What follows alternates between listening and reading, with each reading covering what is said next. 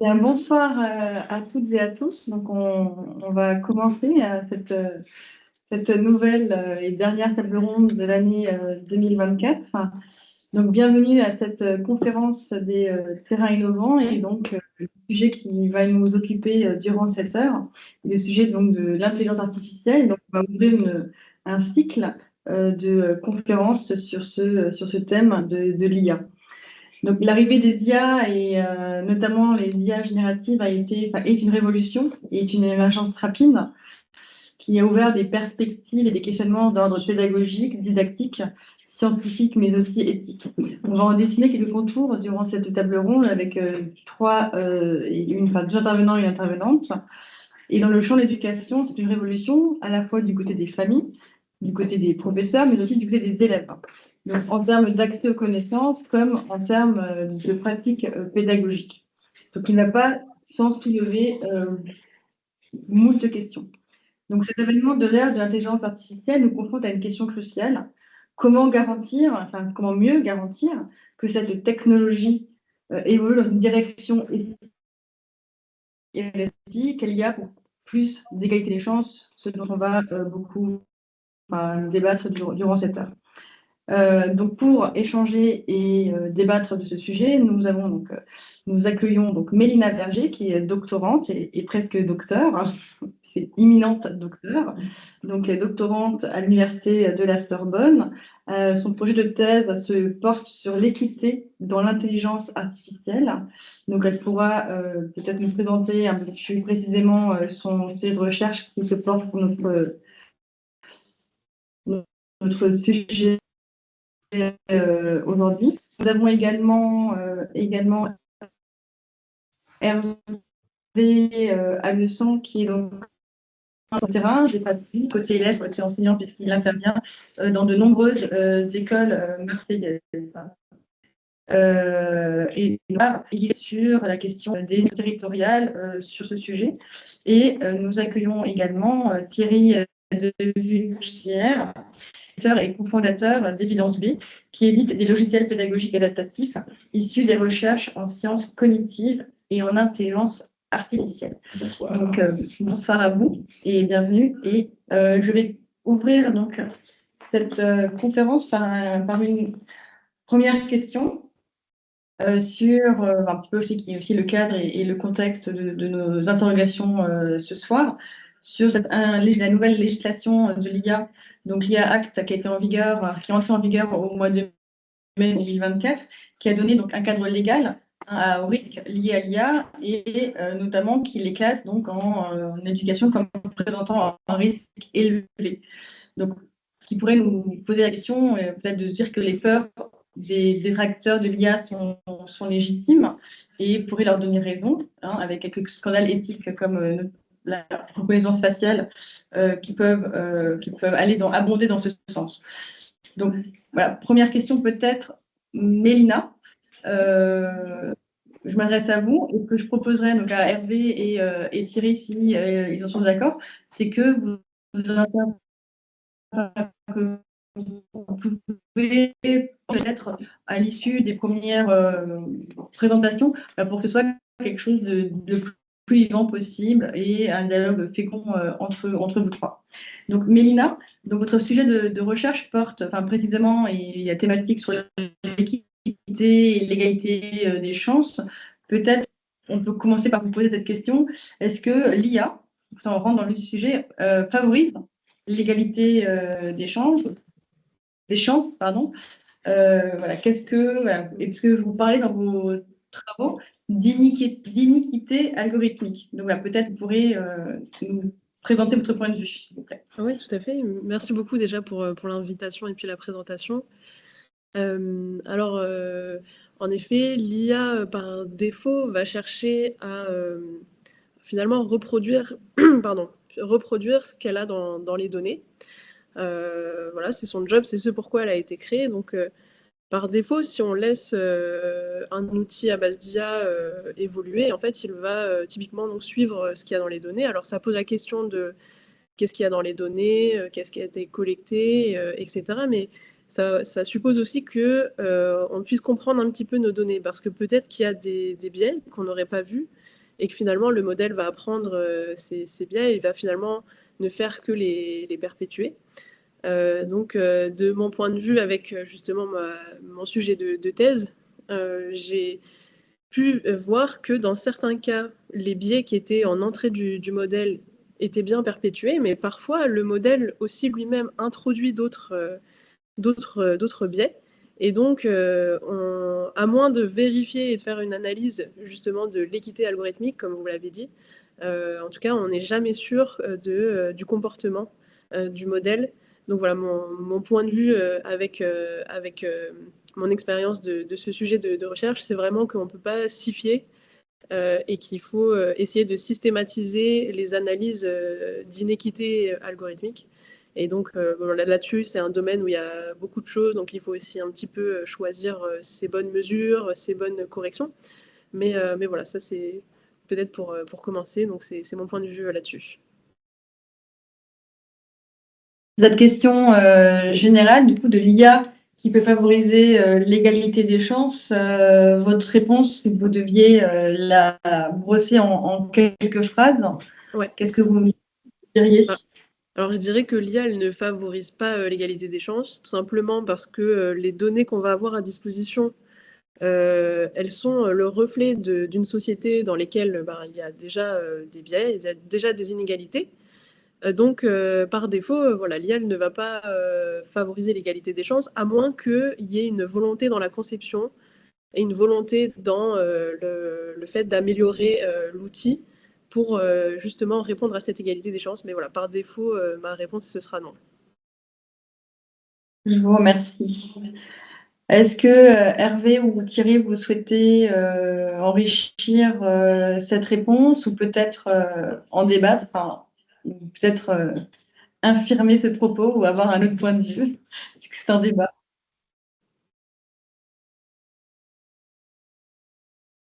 Hervé voulait y aller ou... Oui, ça y est. Alors, alors juste pour situer moi mon propos, je travaille donc dans le premier degré. Hein, je suis enseignant. En fait, je dis souvent que je suis maîtresse des écoles, mais voilà. Donc du coup, mon propos va être, on va dire, appliqué plutôt à des jeunes enfants et jusqu'au CM2. En vous écoutant là tout à l'heure, Mélina, en fait, moi, ça me faisait penser à ce qui a pu se passer il y a encore quelques années. Enfin, maintenant, ça commence à dater un petit peu, mais je voulais faire un parallèle avec Wikipédia où on parlait souvent, n'allez pas sur Wikipédia. Enfin, moi, j'ai connu cette période où on me disait c'est pas fiable, c'est quelque chose qui est complètement biaisé, ainsi de suite. Et où en fait, à l'heure actuelle, en tout cas chez les petits, évidemment, sur certains sujets un peu polémiques et sur des choses pointues, on va pas aller, ça va pas être la première source d'information.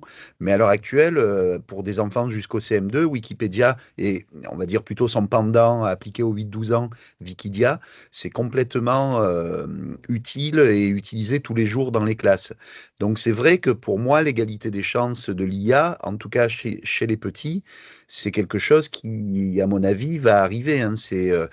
C'est-à-dire que c'est pour la première fois des enfants qui n'ont pas la chance d'être nés dans la bonne famille avec les bons soutiens vont pouvoir avoir quelqu'un qui va leur permettre de faire, ou en tout cas quelque chose, une machine qui va pouvoir leur permettre de faire des exercices, leur répéter les choses, leur traduire quelque chose qu'ils n'ont pas compris. Voilà, et donc ça, c'est quelque chose que j'essaye vraiment de faire passer chez les enseignants chez qui j'interviens. Et en sachant, on a discuté cet après-midi pour préparer le propos, en sachant que chez la plupart des enseignants, ils ont vraiment ce problème. Alors, ça se répète là, je ne sais pas si. Voilà, c'est mieux. Enfin, chez quelques enseignants, on a un peu cette défiance face au numérique, face aux écrans en général. Hein, ça ne veut rien dire les écrans, mais où déjà introduire un écran dans la classe, une tablette, quelque chose comme ça, c'est compliqué. Alors je vous laisse pas imaginer quand on est en train de leur dire l'IA. Moi j'ai entendu dire plusieurs fois, hein, c'est pas anecdotique, l'IA ça va nous remplacer, j'ai pas envie d'en entendre parler. Merci.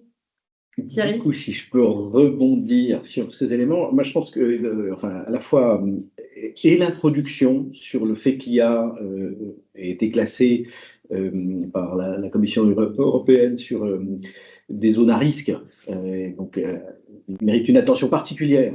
Et à la fois les définitions que Mélina a données, c'est-à-dire elle a une forme de neutralité d'un outil, mais cette neutralité, elle est absolument biaisée par ce qui la nourrit. Donc, en soi, ce n'est pas une puissance négative ou positive, mais son état fait que, il y a un état qui peut être très déformé, il peut évoluer, c'est ce que décrit Hervé sur Wikipédia, finalement ça a évolué de façon positive, quelque chose qui était au départ très biaisé, c'est petit à petit par le travail collectif de la communauté rééquilibré. Donc il y a une puissance, mais cette puissance, elle peut aller dans un sens ou dans l'autre. Et finalement, le premier point, l'attention de la Commission européenne, elle est liée à cette puissance. Faites attention parce que cette puissance, elle peut être dénaturée dans un sens ou dans un autre, etc. Donc voilà, je veux dire, le fait que cette puissance puisse être négative ou créer de la discrimination et justement pas de l'égalité comme on demande, voilà, c'est les deux éléments de départ. À partir de cette donnée de départ par rapport à la question qui est posée, quelle IA pour plus d'égalité des chances, il y a une autre donnée de départ, c'est-à-dire que l'égalité des chances n'est pas là. C'est-à-dire au départ, les enfants arrivent à l'école et effectivement, il y a des inégalités socio-culturelles, etc. Et la promesse de l'école, c'est d'essayer de rééquilibrer donc, des biais qui sont préexistants. Et donc, il y a une attente très forte sur comment on peut réussir à que la promesse républicaine en France, finalement, fasse son travail et que là où vous êtes né ne détermine pas votre réussite scolaire. Alors, autre mauvaise nouvelle, c'est-à-dire que cette promesse républicaine qui fait vraiment partie de la définition d'école, elle est très abîmée. On a eu les résultats de Teams il y a une semaine, ou je ne sais plus, c'était oui, 10 jours. Il y avait PISA l'an dernier. En fait, on voit que dans les réponses de ces enquêtes internationales, à la fois sur lequel c'est un peu le niveau en maths pour Teams ou en français en maths pour PISA qui est mesuré, il y a également d'autres mesures qui sont faites à travers ces grandes enquêtes de l'OCDE ou d'un autre organisme pour Teams. Eh bien, l'inégalité des chances, enfin, le fait que là où vous êtes né va déterminer votre réussite est encore plus aggravé, encore plus en France, donc l'ascenseur social, etc. Donc voilà, pour dire la situation n'est pas forcément réjouissante, et donc la photo de départ n'est pas bonne, et la capacité à la corriger n'est pas là. Donc moi, je me dirige, j'ai cofondé avec quelques personnes, notamment d'éducation nationale, Evidence B. On est une entreprise voilà, qui fait des logiciels adaptatifs avec de l'IA, la conviction qu'on a, et donc ce qu'on s'efforce de faire, c'est d'employer le mieux possible la puissance de l'IA, notamment, pour apporter aux enseignants et à leurs élèves une capacité de rééquilibrer et donc justement de rétablir ou de renforcer cette égalité des chances. J'ai 4 exemples en fait, d'interventions qui permettent d'être optimiste, enfin, sinon je ne ferai pas cette entreprise-là. Donc la première, c'est que en fait, la conférence était l'IA au singulier. C'est vrai que dans on va dire, le fantasme de ce mot quasi marketing de l'intelligence artificielle, l'intelligence, enfin, c'est l'esprit, c'est la raison, c'est des choses qui sont le propre de l'humain. Et voilà, ensuite, il y a certaines technologies qui se sont accaparées ce vocabulaire qui est le propre de notre esprit pour en faire une catégorie technique. Et il y a des gens qui pensent qu'il y a des intelligences générales qui vont arriver, etc. Je crois à rien de tout ça. Et en fait, l'intelligence artificielle, c'est une expression qui qualifie toute une série de techniques. Donc, c'est des intelligences artificielles. Et donc, nous, on utilise différentes techniques avec différentes finalités.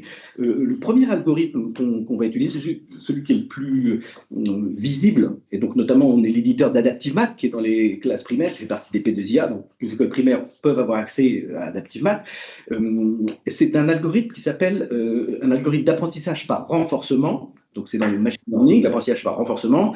Le petit nom, c'est le bandit manchot. Alors, je pourrais élaborer pourquoi cette métaphore des machines à sous dans les casinos.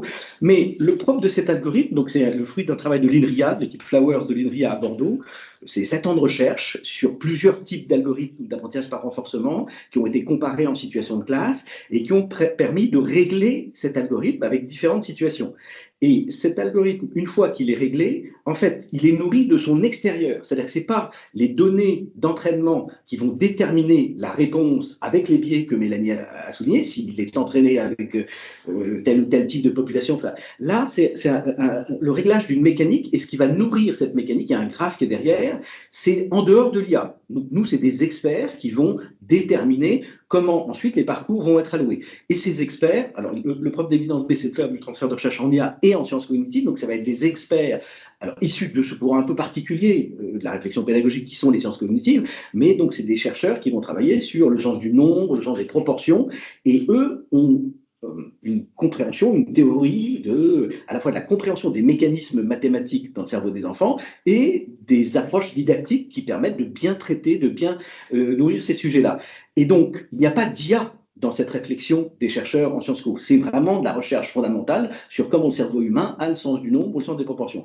L'IA, c'est nourri par un expert, que ce soit des experts, des enseignants, ou des chercheurs en didactique, ou des chercheurs en sciences cognitives. Et donc, c'est là, finalement, qu'il y a le terreau de départ. La façon dont va fonctionner l'algorithme, donc cet apprentissage par renforcement, lui, ce qu'il fait, c'est que pour chaque élève qui navigue dans AdaptiveMath, il va calculer le type d'exercice sur lequel le progrès pour cet élève est le plus fort. Et donc, il est complètement agnostique de toutes sortes de catégories. Il observe juste pour chaque élève quel est l'exercice qui l'aide le mieux à réussir. Et en fonction de l'exercice qui l'aide le mieux à réussir, il lui propose le prochain exercice pour être toujours dans cette zone proximale de développement, le PD qui a emprunté avec Vygotsky. Et donc, l'élève est toujours dans une tension de réussite. Mais ce qui détermine d'une certaine manière le parcours, c'est d'abord quelque chose qui est extérieur à l'IA. Donc ça, c'est le premier cas. L'IA n'est pas pré-nourrie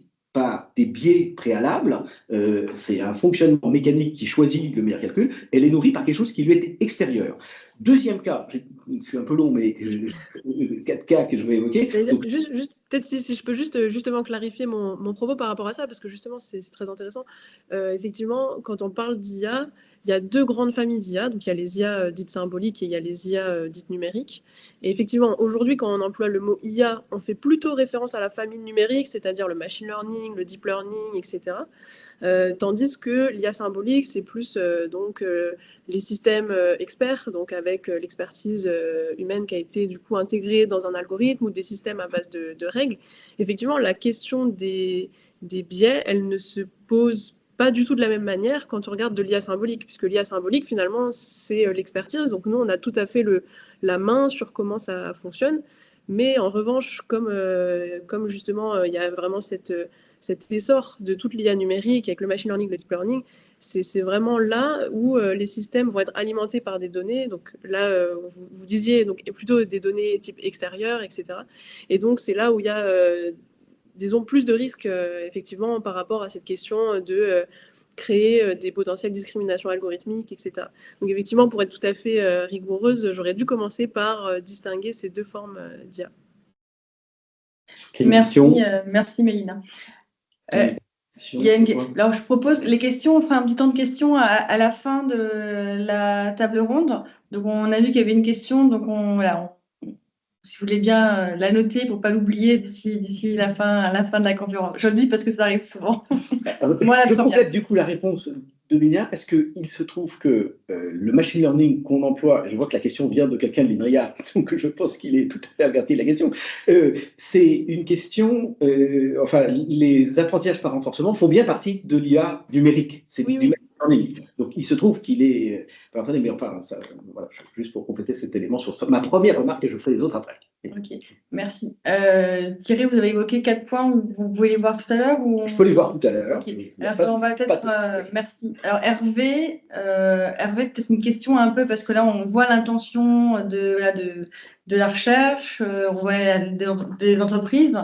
Donc, peut-être la question qui se pose aussi à nous, c'est qu'est-ce qui se passe dans les classes, en fait?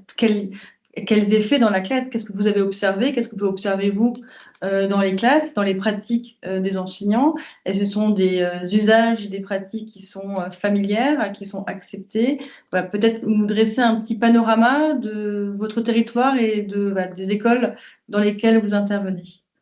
Alors, au niveau de ce qui se passe dans les classes, c'est très, très, très hétérogène. En fait, le problème qu'il y a, et ça, c'est vraiment un problème du premier degré, alors, c'est pas sur mon territoire, étant donné que mon territoire est plutôt bien équipé. On fait partie d'un TNE, donc le territoire numérique éducatif. Donc, on est à Marseille. C'est donc, on est équipé par la ville de Marseille qui a vraiment mis le paquet avec l'État pour équiper les classes et les écoles en général. Mais en réalité, dans le premier degré, si on est dans un milieu rural, si on est dans un milieu plutôt urbain, si on est dans un milieu riche ou pauvre, enfin, en tout cas, si la commune est riche ou pauvre, on n'a pas du tout les mêmes équipements. Donc déjà, il y a vraiment ce postulat de départ qui est assez, enfin, je veux dire, il existe encore à l'heure actuelle des écoles qui ne sont pas reliées à Internet, hein. Donc, si vous voulez faire de l'utilisation de l'IA en classe sans Internet, on peut faire un peu de débranché, mais c'est assez réduit, hein, on va dire, les résultats. Donc, du coup, déjà, ça, c'est un postulat de départ. Et en réalité, pour l'instant, il y a quand même quelques enseignants qui s'y sont intéressés. On sait, hein, selon les statistiques, on sait que la formation des enseignants, c'est plutôt des études littéraires, hein. Donc, à l'heure actuelle, tout ce qui est numérique est plutôt, ce que je disais tout à l'heure, hein, est plutôt vu, pas forcément d'un mauvais œil, mais en tout cas comme quelque chose de supplémentaire et pas de complémentaire, hein. C'est encore, là, à midi encore, j'étais en formation avec des enseignantes qui découvraient en fait l'utilisation d'un QR code en classe.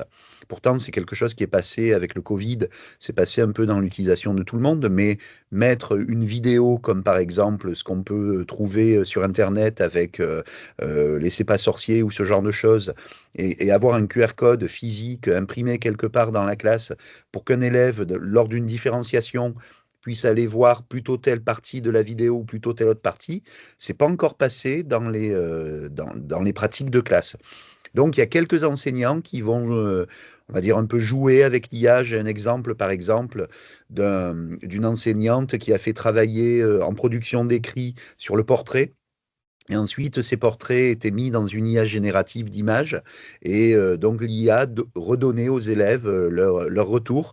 Et si ce n'était pas ce qu'ils avaient dans la tête, eh bien, ils allaient enrichir leur production d'écrit pour dire, bah là, j'ai besoin d'un peu plus de détails ou alors de plus d'adjectifs et ainsi de suite. Donc voilà, il y a ce genre d'utilisation donc qui est très intéressante parce qu'on voit un petit CP qui a la capacité d'imaginer, mais qui n'a pas encore la capacité de dessiner quelque chose d'aussi précis qu'il a dans la tête, bah, il va faire carrément au lieu de faire de la dictée à l'adulte comme on sait le faire, bah, il va faire peut-être de la dictée à l'IA.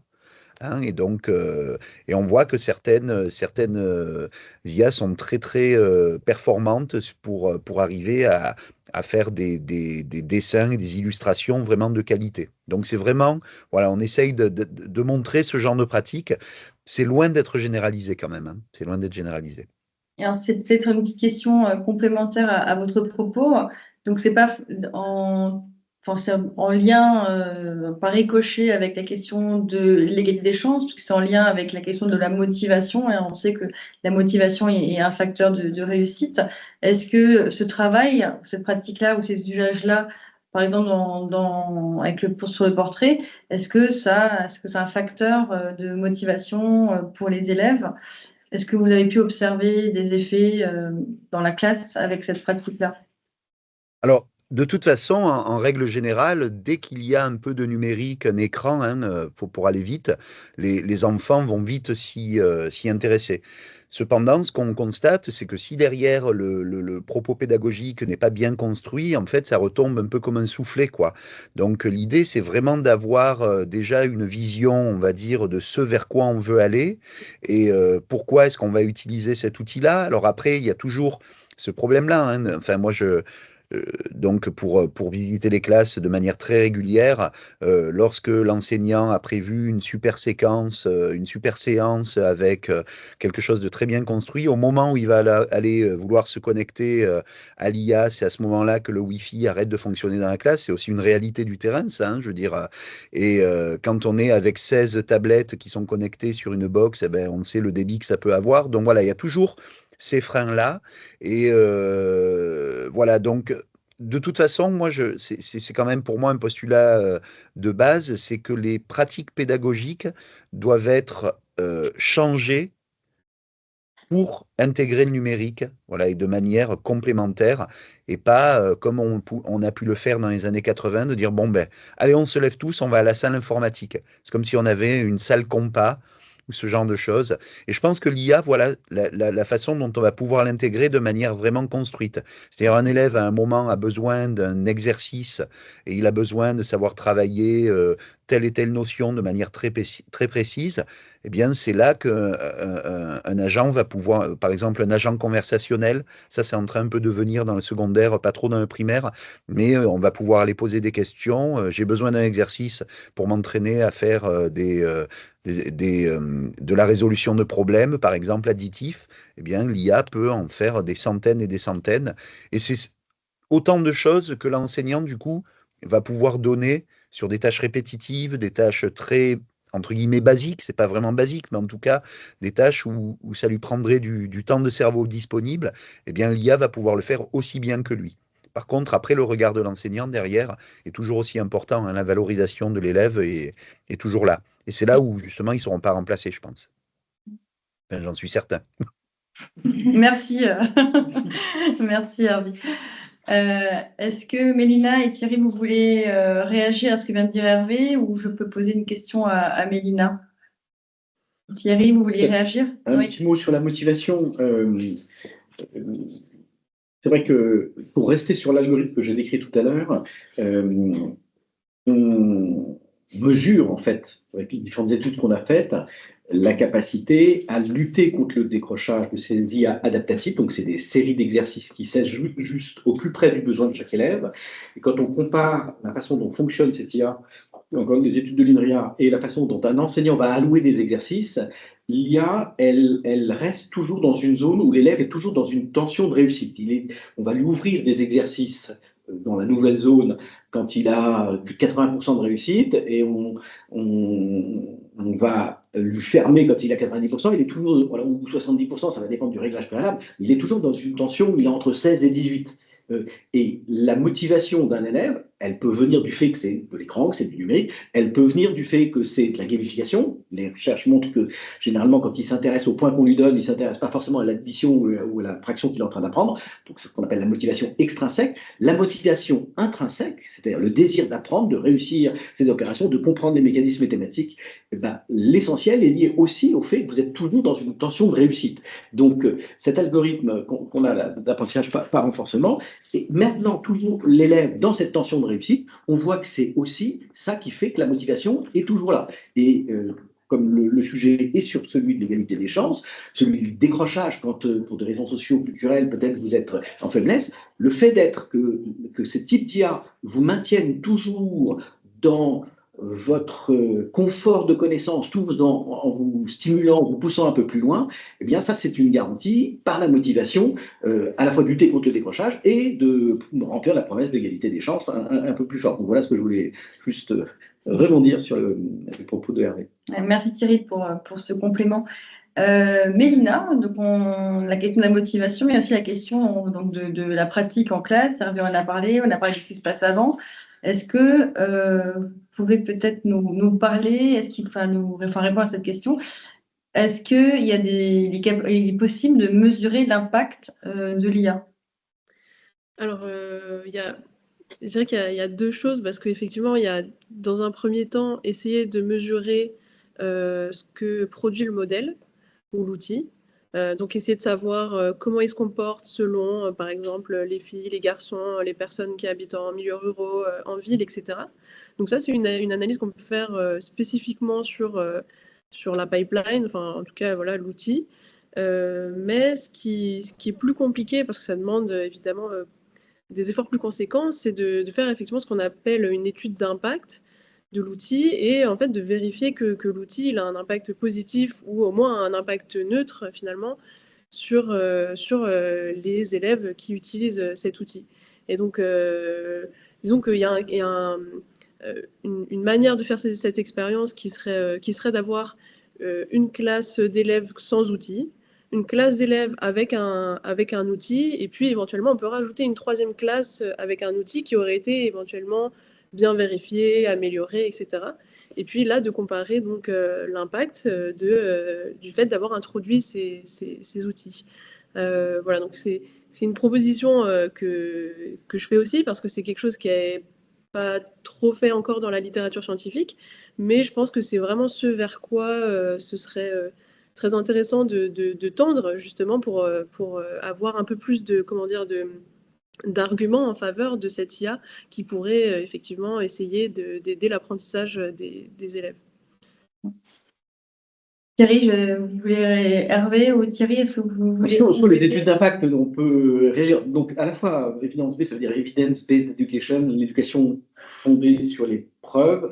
On fait du transfert de recherche, il y a des recherches préalables. Ces recherches font des études d'impact pour avoir leur publication scientifique, même si c'est sur des corps qui sont qui sont à la fois valides scientifiquement et qui restent limités. Enfin, en tout cas, tout ce qui va arriver avant un produit a déjà fait l'objet d'études, mais après, une fois que le produit est lancé et que le projet de travail avec les élèves, nous, on continue de faire ces études d'impact systématiquement. Comme Mélina l'a décrit, il se trouve qu'on est l'éditeur de MIA Seconde, la solution d'IA qui a été annoncée après les résultats de PISA pour les 800 000 lycéens. Là, en ce moment, il y a une étude d'impact qui est faite par l'ID et l'École d'économie de Paris sur 500 établissements, 60 000 élèves, avec 3 groupes, des groupes contrôle. Donc, vraiment, c'est extérieur à nous, vraiment dans les canons de la science tels que Mélina les décrit. Adaptive Math, dont j'ai parlé à plusieurs reprises, qui est un produit qui est gratuit pour toutes les écoles en France, puisque c'est lauréat du PPCA.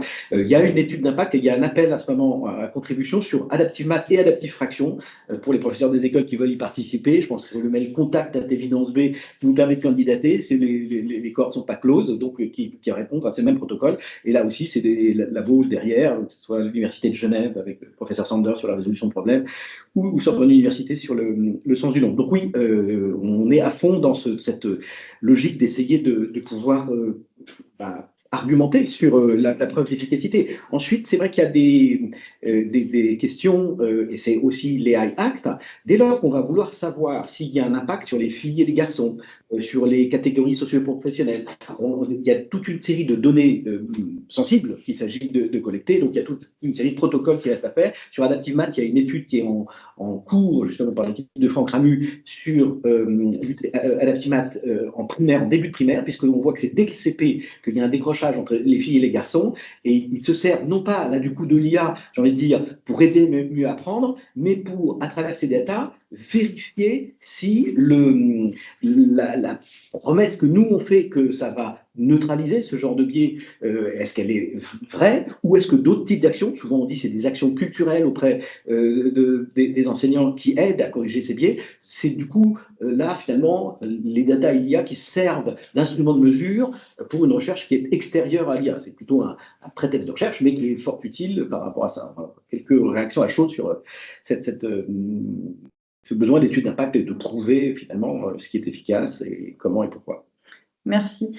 Donc là, je vais poser une question à Hervé, puisque l'impact, c'est ce qui est en aval, donc peut-être s'intéresser aussi à ce qui se passe en amont.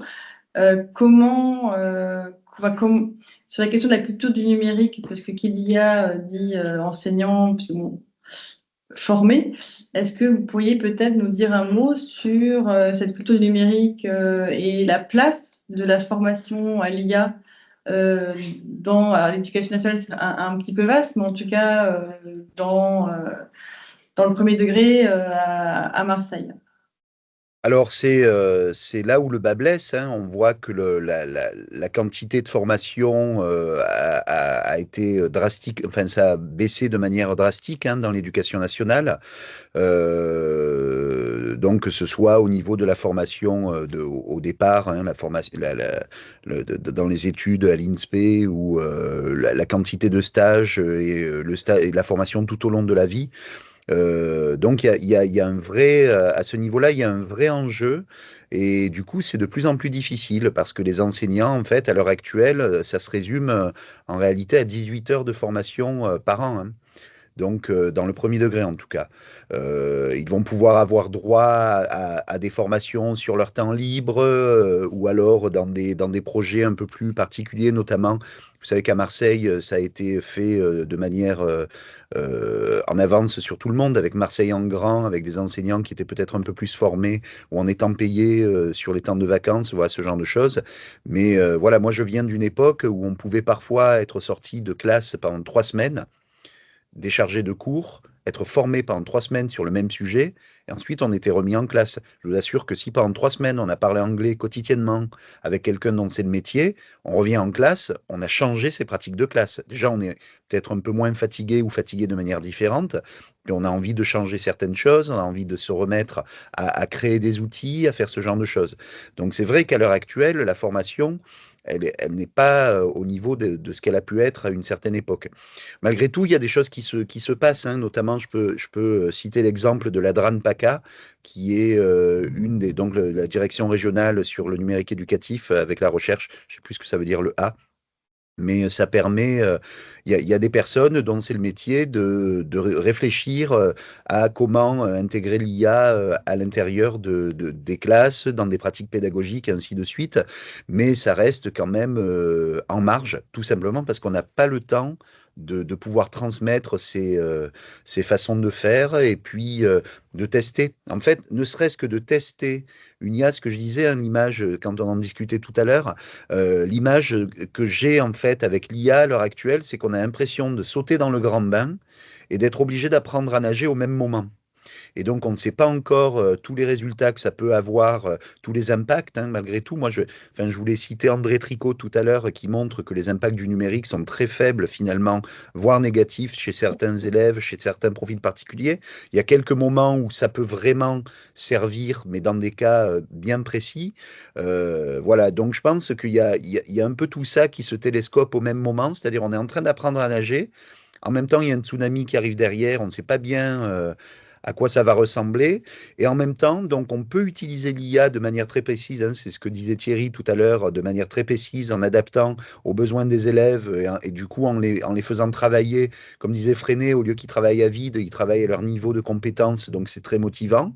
À côté de ça, il y a aussi tout un enjeu sociétal de, tiens, est-ce que cette IA est-ce que je sais comment elle fonctionne? Est-ce que je peux la comprendre?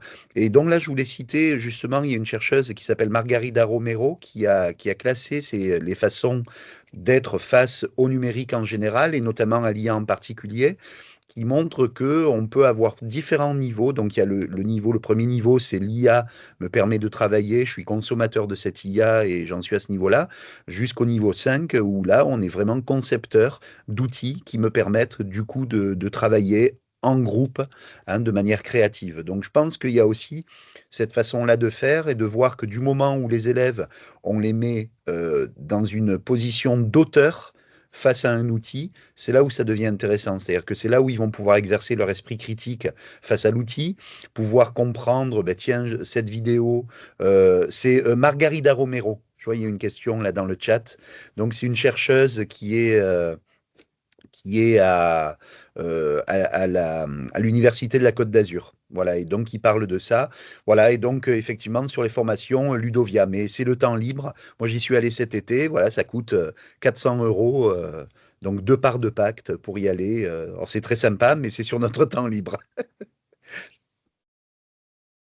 Merci Hervé. Est-ce que Thierry et Mélina, vous souhaitez compléter ou je peux poser une petite question? Bien. Oui, Mais bon, moi j'ai peut-être une question aussi qui va avec les questionnements un peu sociétaux que tu as mentionné, Hervé.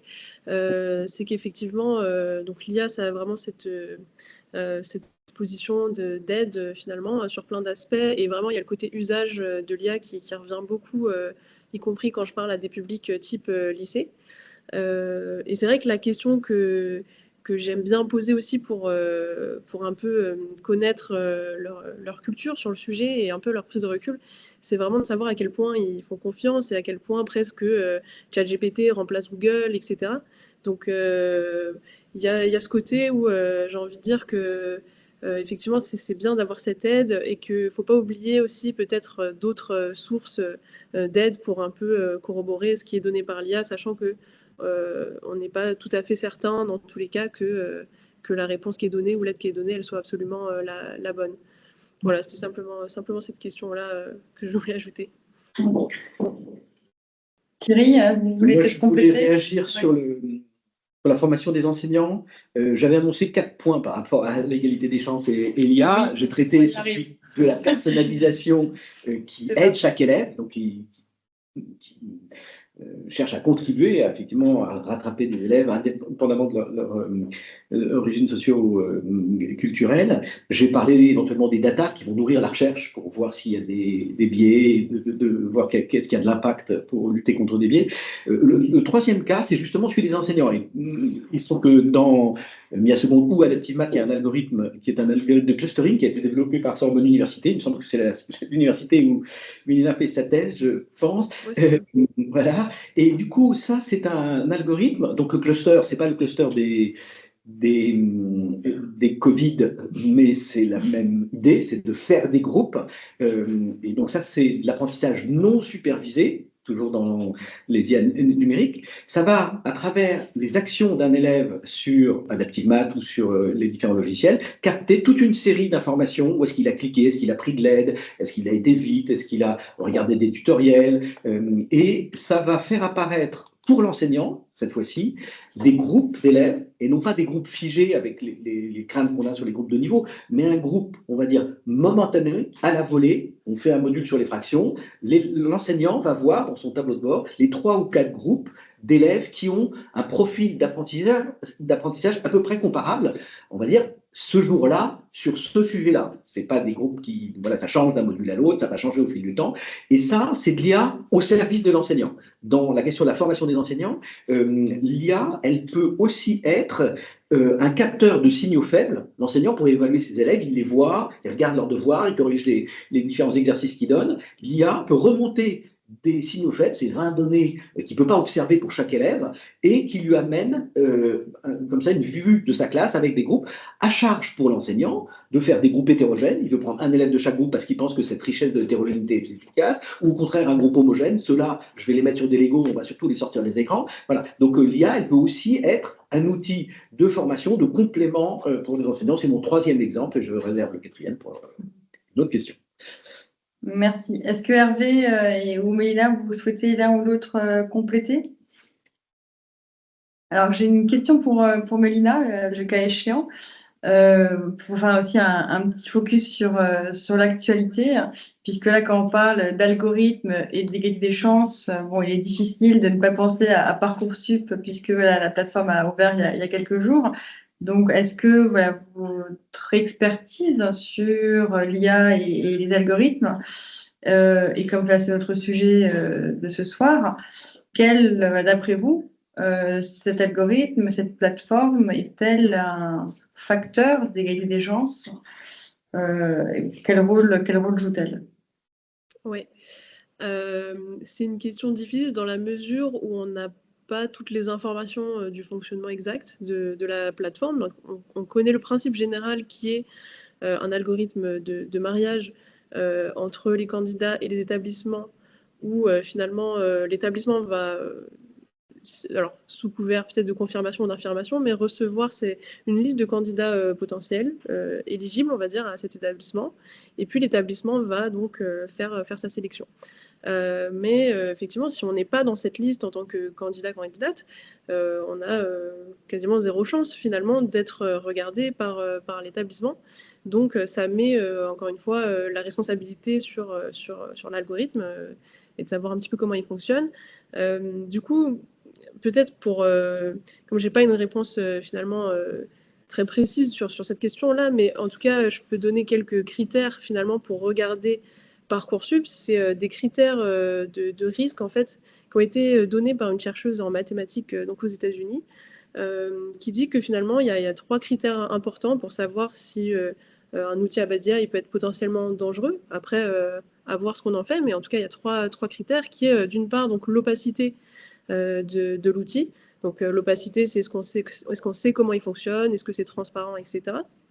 Le deuxième critère, ça va être l'échelle, c'est-à-dire le nombre de personnes qui utilisent cet outil, ou en tout cas le nombre de personnes aussi qui peut être affectées par cet outil. Et puis un troisième critère qui est sur les potentiels dommages. Donc pour mesurer un peu les potentiels dommages qu'un outil va faire, c'est globalement par rapport à son utilisation. C'est sûr qu'une IA qui essaye de prédire une orientation d'une personne et qui potentiellement fait une erreur, ça va changer le destin de cette personne, tandis qu'une IA peut-être qui serait sur, je sais pas, sur une tâche beaucoup moins impactante, finalement ne va pas avoir cet effet très important dans la vie de quelqu'un. Donc voilà, c'est ces 3 critères que j'aime bien mettre en regard avec les outils en question. Voilà, mais j'aurais pas beaucoup plus du coup d'éléments sur Parcoursup en tant que tel. Merci.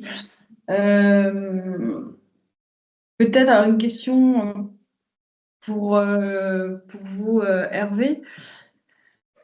Sur la question, là, justement, la formation, en tout cas les réticences ou certaines craintes côté enseignant ou côté professeur, bon, qui est certainement aussi lié au manque de formation, comme vous l'avez souligné, hein, dans l'état actuel, situation actuelle. Comment on peut dépasser justement cette crainte qui peut que nourrir finalement la peur, l'appréhension?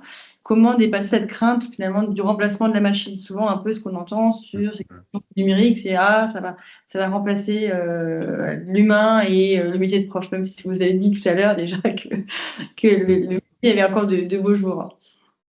Alors, je pense que justement, on arrivera à rassurer les gens en les accompagnant.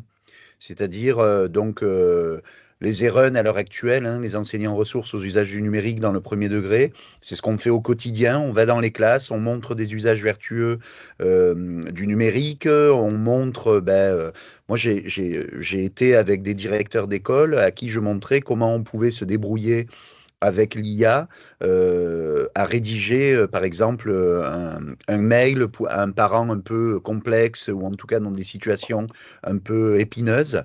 Et donc, voilà, et à chaque fois, les personnes me disaient, or, on est un peu on la connaît, hein, cette bulle de confirmation de l'information autour de nous. Moi, j'avais l'impression que tout le monde avait passé ses nuits sur ChatGPT, comme moi, en gros. Et en réalité, absolument pas, hein. J'ai vu plein de directeurs d'école, quand je leur montre ChatGPT, ils disent: «Ah, c'est ça, en fait, ChatGPT? Ah ben oui, j'en entendais parler un petit peu. Voilà, donc c'est vrai que des fois, je tombe un peu des nues, et puis eux aussi. Et du coup, je pense que c'est en utilisant ces réseaux-là, les ERUN, même entre nous, on n'est pas d'accord, hein. On a eu des discussions avec les membres de la FTRN, donc le réseau national des formateurs TIS. On n'est pas d'accord entre nous parce que, comme tout outil, ça se questionne. Mélina l'a bien précisé, hein, il y a des biais, effectivement, il y a des biais, il y a un impact écologique sur l'IA. Donc, il y a malgré tout des parts de marché.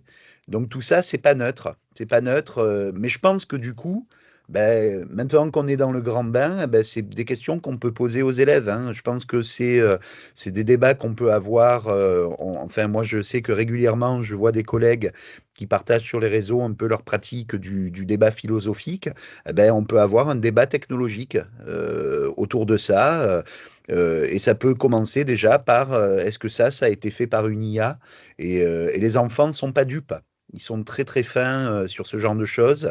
Et je pense que, enfin, pour revenir sur ce que je disais tout à l'heure, c'est en les faisant faire que finalement on va peut-être réussir à les armer face à ces choses-là. En sachant que, enfin, comme je le disais tout à l'heure, dans l'éducation nationale, produire la moindre circulaire, ce genre de choses, ça peut prendre plusieurs années. Alors que là, en 6 mois, quand on voit le bond technologique que ça a fait au niveau des LLM, c'est absolument monstrueux, quoi. Enfin, je pense que le mot est faible. Donc, il faut renforcer cet accompagnement au quotidien par des gens qui ont certaines idées, qui se nourrissent de la recherche aussi, parce que je trouve que c'est assez pertinent, et de toujours garder en tête cet objectif de ce n'est qu'un outil, et au centre, il faut que ça reste l'humain. Mais tout ce qui peut être... Enfin, c'est Shugata Mitra qui disait ça, le chercheur, qui disait dès qu'un enseignant peut être remplacé par un écran, il faut le faire. Alors c'est assez rigolo parce qu'au début on se dit oui, s'il doit être remplacé par un écran, il faut qu'il prenne sa retraite. Non, non, lui dit il faut le faire. Donc tout ce qui est répétitif, tout ce qui est tâche de petit niveau, tout ce qui va prendre du temps, eh ben, du coup en dégageant tous ces temps-là, c'est là où nous on peut faire notre métier en prenant les élèves en difficulté, en prenant les élèves qui vont plus vite pour encore plus leur montrer comment faire pour qu'ils puissent aider les autres, pourquoi pas, et puis eux continuer à développer leurs compétences. Donc voilà, je pense qu'au contraire, ça va remettre de l'humain là-dessus. C'est peut-être ma vision un peu bisounours de la technologie, mais en tout cas, j'y crois. Merci Hervé. Est-ce que Thierry ou Mélina, vous souhaitez compléter peut-être qu'on va garder 3 minutes là au moins il y a une question qui avait été posée. Thierry, Mélina, vous souhaitez... Mon quatrième point, c'était justement les IA génératives. Il y a une question qui a été posée dans ce sens-là. On a beaucoup parlé d'IA. Moi, j'ai parlé d'apprentissage par renforcement, donc les IA adaptatives, les clustering. Mais celles qui dominent partout en ce moment, on croit que l'IA, c'est l'IA générative. Oui, les enseignants ne sont pas tous forcément très avertis, comme le dit Hervé quand il discute avec des collègues, etc. Mais sur toujours l'Académie de Bordeaux, près de 80% des élèves en quatrième utilisent l'IA générative pour faire leurs devoirs. Donc, c'est la question qui est posée par Honor. Donc, elle a déferlé. Et aux États-Unis, c'est 90%. Donc, il y a une déferlante et du coup, ça pose effectivement des questions. Et alors là, démultiplier sur ce qu'a évoqué Mélina, parce que les grands modèles de langage ont des biais, ont été entraînés sur certaines populations avec certains types de corpus. Donc, on a plein de biais dans ces dispositifs-là. Peut-être que ça va s'améliorer, mais c'est un gros sujet. Plus celui de la consommation d'énergie, comme Hervé posait une question, c'est 1 demi-litre d'eau. Enfin, bon, il y a une très forte... voilà. Et donc, évidemment, on est sur un projet qui s'appelle Game, donc aidé par la BPI, pour travailler sur des petits modèles de langage, pour ne pas utiliser des modèles nécessairement très consommateurs et entraînés avec toutes sortes de biais, mais en entraînant des moteurs, et c'est une politique européenne et française, qui seraient non biaisés, ou en tout cas dont l'effort d'entraînement serait d'être attentif aux différents biais qui sont derrière l'écran. Donc là, il y a des espoirs de tirer le meilleur, on va dire, de ce type de capacité de calcul et de puissance des IA génératives, sans en avoir les travers. Donc voilà, je ne vais pas tout élaborer ça, mais en tout cas, il y a des vraies questions là-dessus et peut-être des vraies réponses. Merci. Alors moi, je vais référer toutes les questions que j'avais pour écouter la question où il y avait... la personne qui... Gérard, vous aviez une question? Est-ce que vous voulez la poser? Oui, merci de me donner la parole. Ce n'était pas vraiment une question, c'était un commentaire sur ce qu'a dit Mélina sur le fait que les IA symboliques n'étaient pas biaisées. En l'occurrence, tout est biaisé, y compris les IA symboliques, puisque c'est de l'expertise humaine et forcément un humain est biaisé. Et on revient aussi sur l'histoire de Parcoursup. Avant, quand il n'y avait pas Parcoursup, il y avait des biais partout, donc c'était catastrophique. Donc il ne faut pas voir toujours le fait que quand le numérique arrive, c'est une malchance pour l'humanité. Ça peut être aussi une bonne chance pour l'humanité. Évidemment, comme le dit Hervé, c'est un outil. Il faut savoir utiliser un outil. De la même manière que les arcs ont remplacé les pieux, il fallait savoir tirer à l'arc pour, disons, aller à la chasse et ramener plus de gibier. Et donc, la formation est l'élément central. Et l'élément central est aujourd'hui la déstabilisation, comme ça a été dit. Les enfants utilisent de manière native et plus facilement ChatGPT parce qu'ils n'ont pas d'a priori sur l'objet technique, alors qu'un certain nombre, on va dire, de personnes adultes ou de sachants ont des biais et considèrent que c'est malsain de taper sur un clavier. Vous avez cité André Tricot, que je respecte. Malgré tout, dans ses expérimentations, il en a fait une qui m'a beaucoup fait rigoler, à savoir qu'il avait fait une expérimentation qui montrait que est-ce que c'était plus facile de taper sur un clavier ou d'écrire sur un crayon avec du papier dans un amphithéâtre? Et à la fin, qu'est-ce qu'il a démontré? Effectivement, que c'était pas bon de taper sur un clavier pour prendre des cours. Mais je veux dire, il n'a pas fait les conditions initiales, puisque les conditions initiales, c'est que tout petit, les gens ont appris à écrire avec du crayon et du papier. Ils n'ont pas appris à taper sur un clavier. Et donc, j'ai proposé de faire la même, disons, mesure, mais avec des joysticks de jeu de PlayStation. et vous verrez la différence en termes de comportement et disons, de prégnance intellectuelle, parce que les adultes, enfin en tout cas moi, je ne sais pas utiliser les manettes de jeu. Donc il faut faire très attention sur les problématiques de mesure, et il faut bien mesurer, enfin il faut bien identifier les conditions initiales dans lesquelles vous faites ces expérimentations du numérique, parce que vous pouvez faire dire tout et n'importe quoi. Et mon propos justement sur les IA symboliques, c'était effectivement pas de dire que c'est moins biaisé quand on utilise de l'IA symbolique, c'est plutôt qu'on a la main sur ce qu'on a intégré dans nos outils d'IA.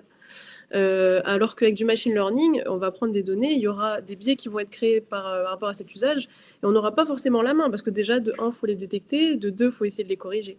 Donc voilà, mon propos, c'était plus celui-là. Et puis, par exemple, il y a plein de tâches qui, effectivement, on peut se poser la question de va-t-on les passer avec une IA mais par exemple, si mon dossier il est évalué par un humain, j'ai peut-être la possibilité, moi, d'aller voir cette école et de leur demander la raison.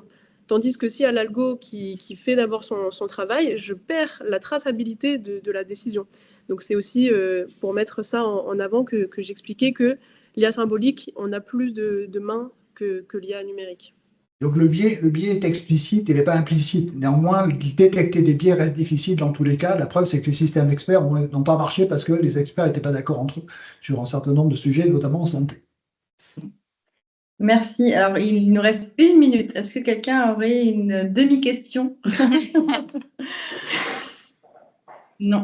Alors, je prends quelques secondes pour vous remercier, donc Hervé, Mélina et Thierry, pour tous vos apports de cette table ronde, et vous rappeler et vous annoncer, si ce n'est pas un rappel, qu'en janvier et février, donc, il y aura les prochaines conférences du blog du Territoire Innovant consacrées à l'IA. Donc là, on a ouvert un cycle, et donc nous allons nous retrouver en janvier-février pour poursuivre la réflexion sur l'intelligence artificielle. Donc, merci beaucoup à vous et au mois de janvier. Merci au Café Pédagogique. Merci pour l'invitation. Bonne soirée à tout le monde. Au revoir. Au revoir. Au revoir.